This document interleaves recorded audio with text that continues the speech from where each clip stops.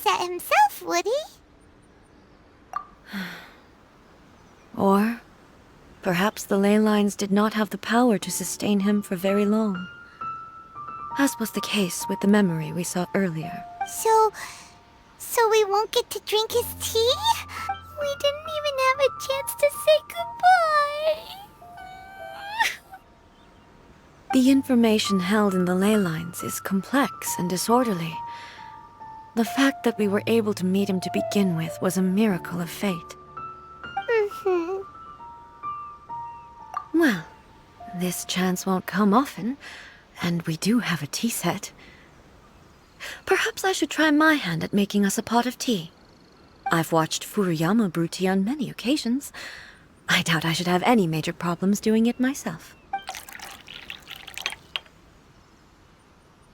The tea is ready. Please give it a try. So many thoughts were racing through my head as I was brewing it. I'm not sure how to explain it. You're right. But the things we've seen today have brought back many memories for me. I've been reminded of many people, too. Kitsune Saigu, Makoto, and all the other friends who I watched pass even further back. Back at the Yashiro Commission, I kept the conversation reasonably lighthearted. But now, I'd like to broach a heavier topic, if I may. The events of 500 years ago not only robbed me of my friend, Kitsune Saigu, they also took Makoto away from me, for good. She died in that disaster too? Yes. She went to Conria alone, without telling me.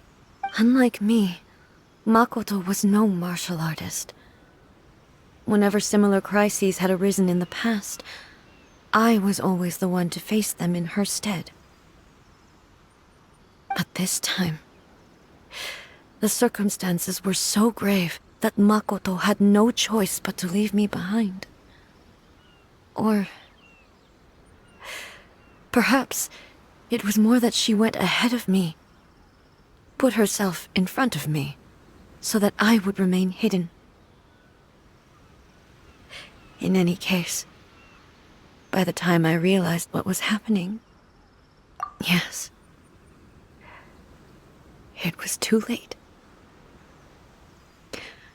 I arrived only in time to hear her dying breath.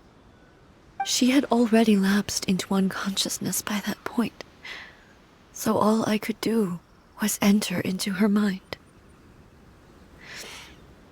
As far as you're concerned, it would be somewhere similar to the plane of Euthymia. It was there that we bid each other a final farewell. I cried bitterly. Even in those final moments, I couldn't understand her actions. Why did she go to Conria first, and not I? Why did she keep me in the dark about it? Was it to shield me? It was there and then that I resolved to pursue eternity. As a testament to that decision, I saved her realm of consciousness just before it collapsed completely, and brought it back to Inazuma. That's quite a story.